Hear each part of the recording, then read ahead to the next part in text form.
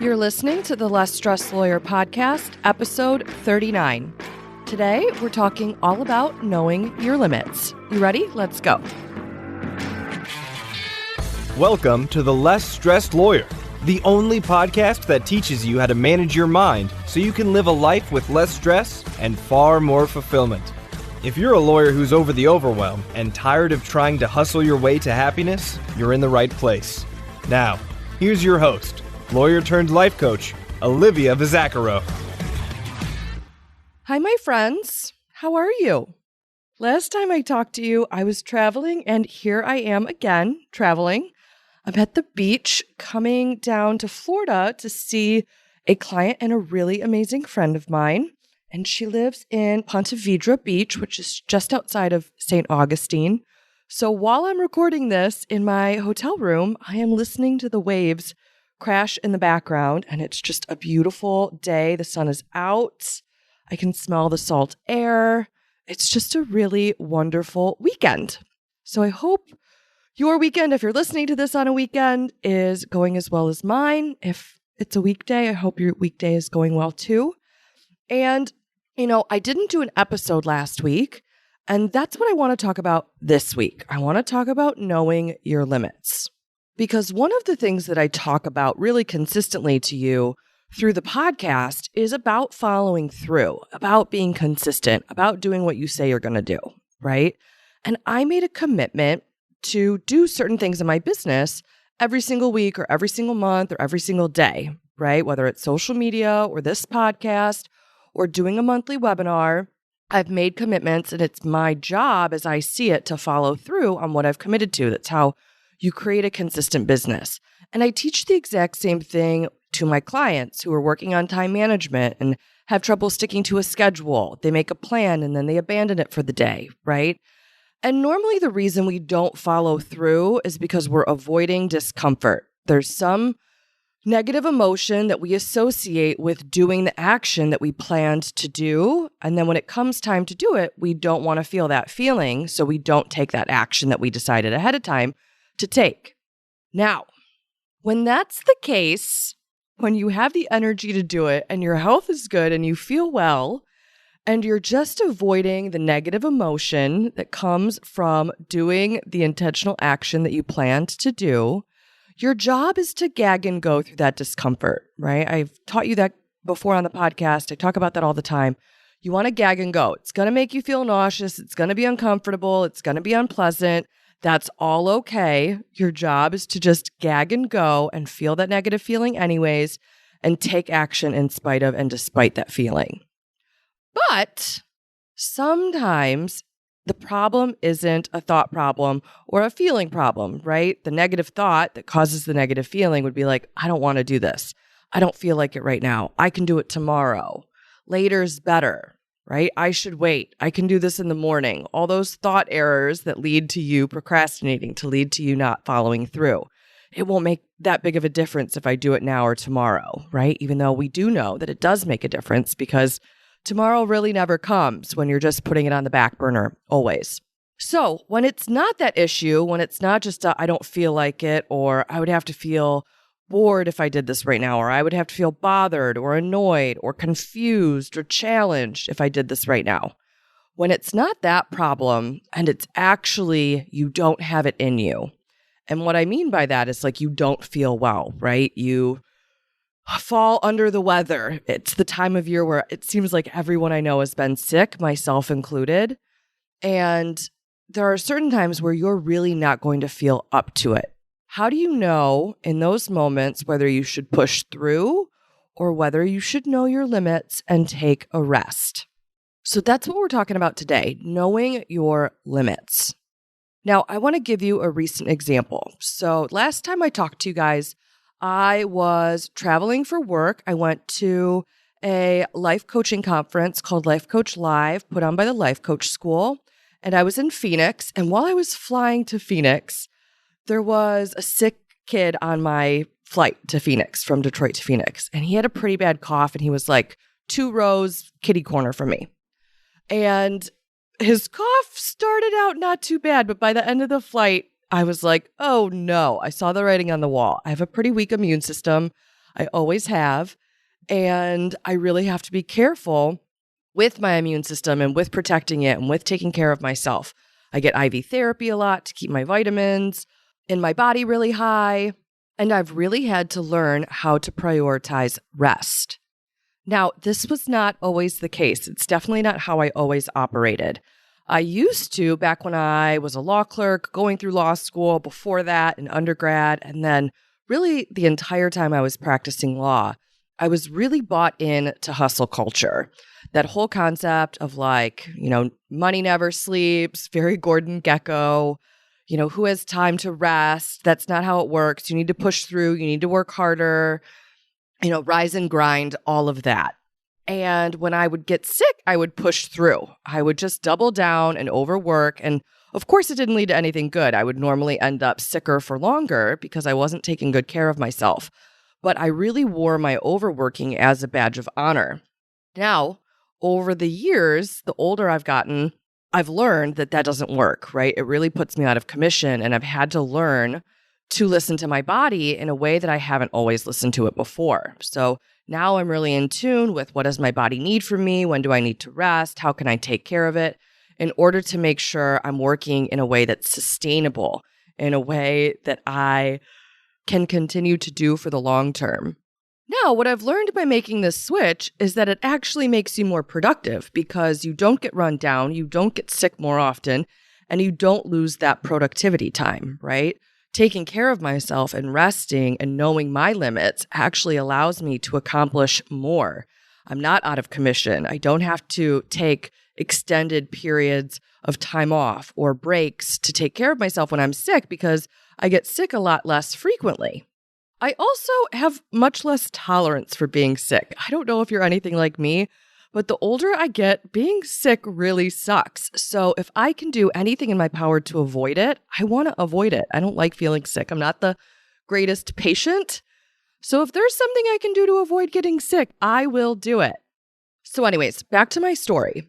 I end up being on this plane, and because of my weaker immune system, of course, I end up getting sick. And I come home from my travels, and I was pretty out of commission. My parents were nice enough to let me come stay with them for a couple days over Thanksgiving. I'm an only child, so it would have just been me at home by myself, not having any of the good Thanksgiving dishes, just recuperating all alone. And they were nice enough to let me come out, and they weren't worried about whether I would get them sick or not. Luckily, neither of them got sick. It was just me with my weak immune system. And I stayed out there for a couple days.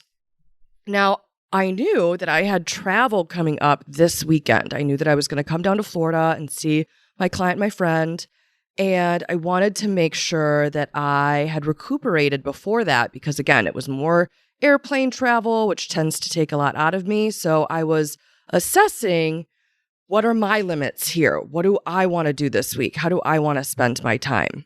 And I had two things scheduled that I ended up canceling in order to prioritize my own self-care and rest.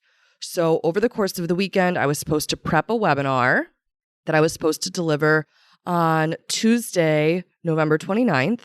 And I was also supposed to record a podcast episode that would have come out last week.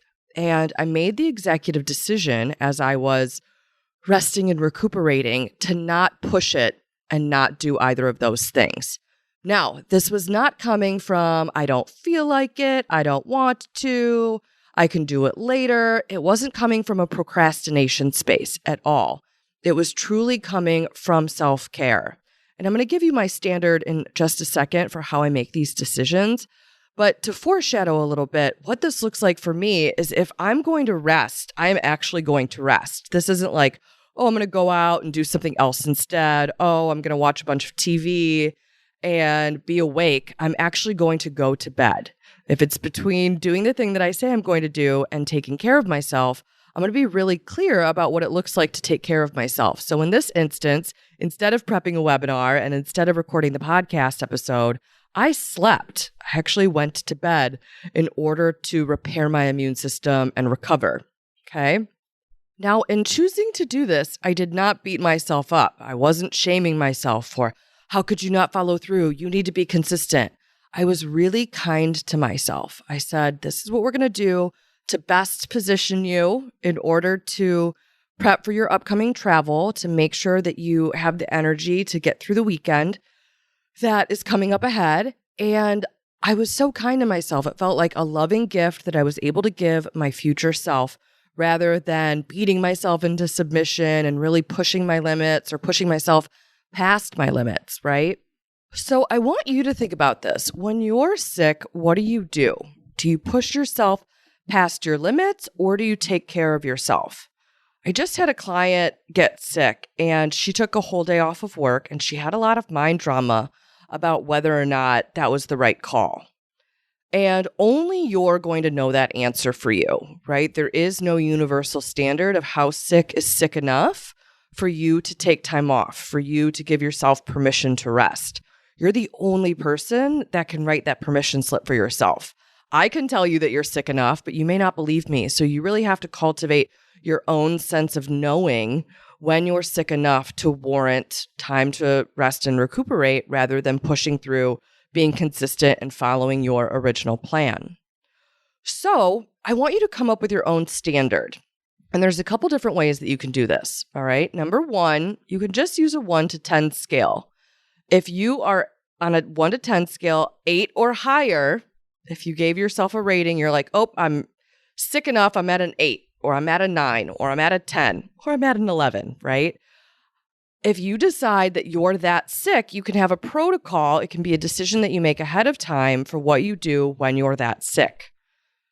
Now, when you're at a 5, you're like, I don't really feel great today. You might decide that a 5 isn't sick enough and that you want to push through and that you'll rest later in the evening, but you're going to stick to your plan that you came up with in the beginning of the day or the day before, and you're going to follow through on it, even though you don't feel 100%.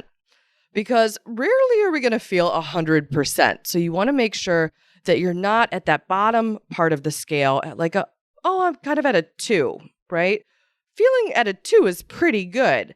So if you make that your standard, I don't feel 100%, you're probably not going to accomplish a lot of things that you plan to accomplish because that so commonly is the case that you don't 100% feel like it.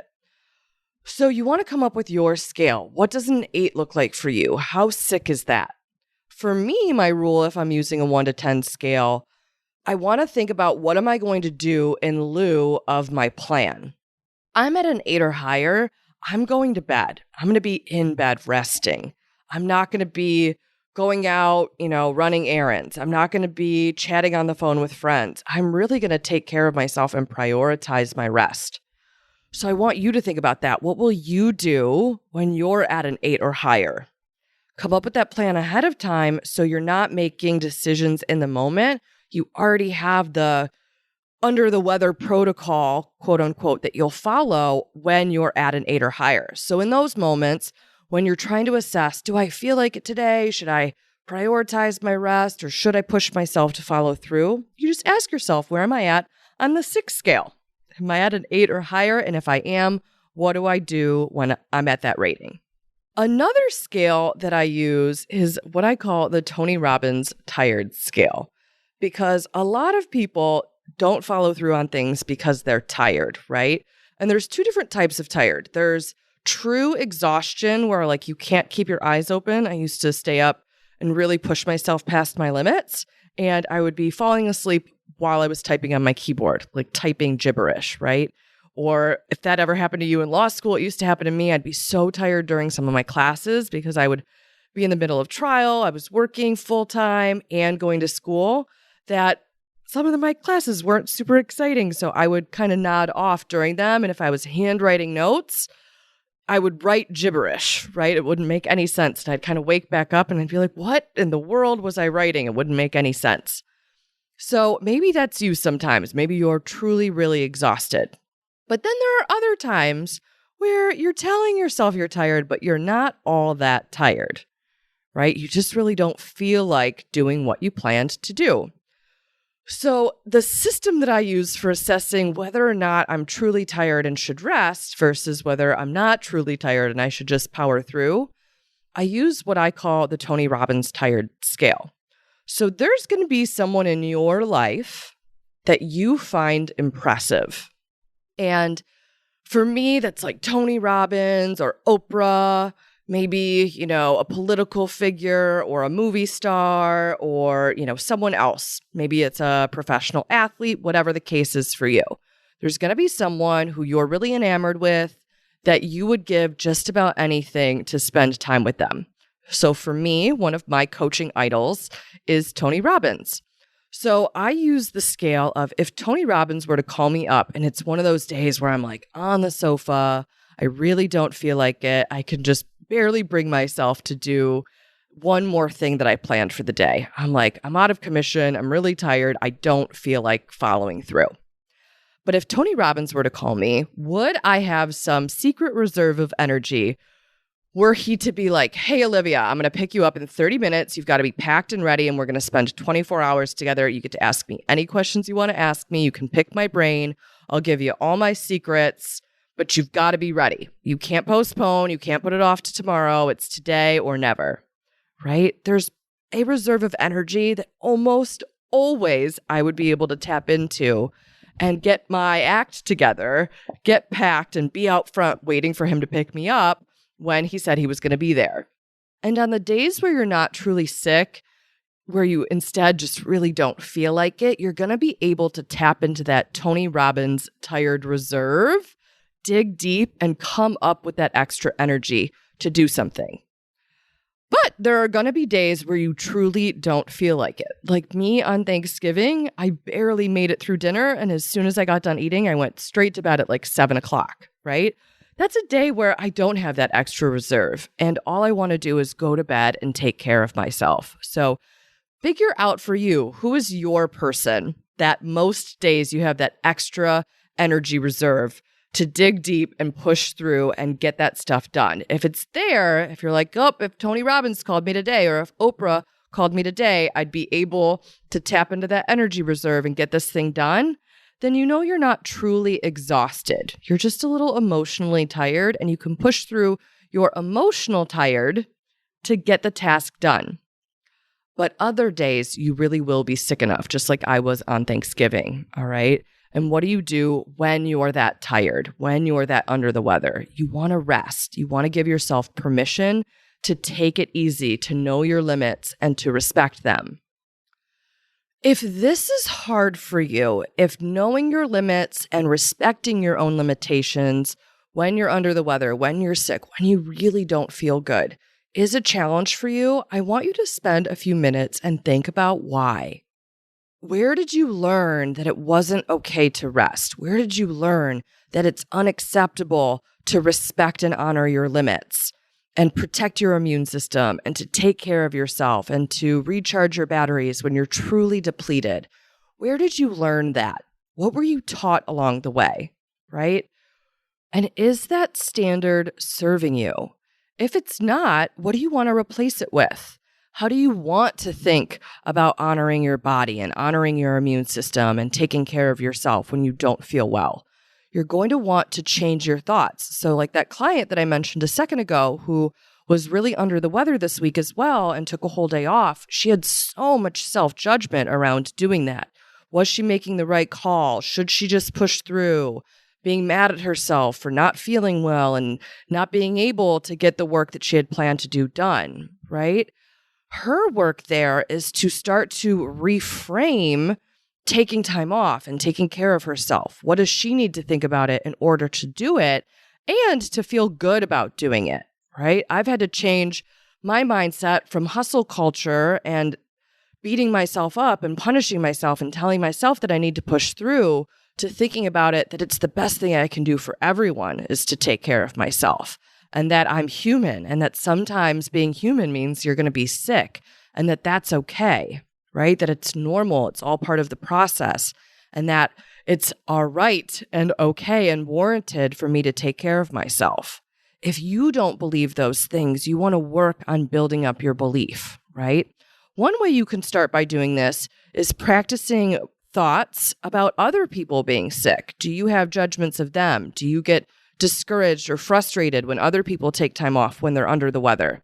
Maybe you do, maybe you don't, right? But normally, if we give ourselves a hard time, we probably subtly give other people a hard time too. Maybe not to their face, just in our head. It's like an eye roll, like, ugh, do they really have to be sick? This is so inconvenient for me, or so inconvenient for the work that we're doing. If you see it as an inconvenience, you're going to be really critical and harsh on yourself when you're inconvenienced by your own health limitations.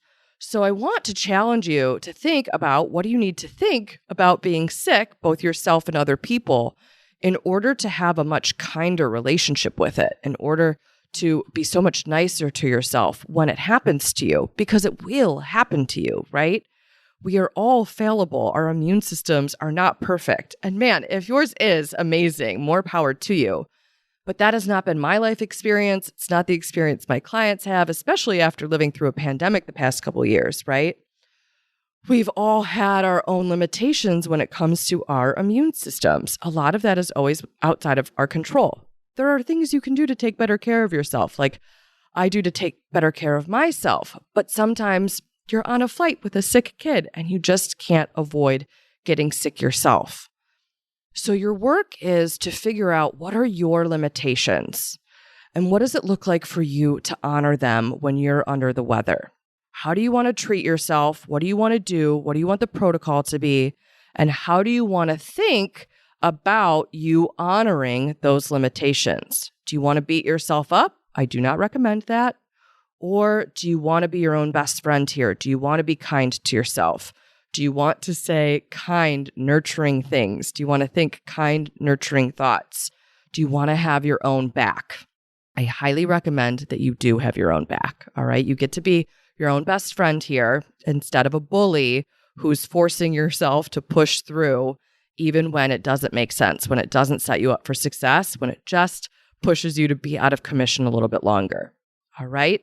So figure out where your limits are, know them, and honor them. It is truly a gift that you get to give yourself when you're not feeling 100%. All right, my friends, that is this week's episode. I will talk to you next week. I look forward to it. I hope you do too. Have a beautiful week in the meantime. I'll talk to you soon. Bye. Thanks for listening to the Less Stressed Lawyer podcast. If you want more info about Olivia Bizacaro or the show's notes and resources from today's episode, visit thelesstressedlawyer.com.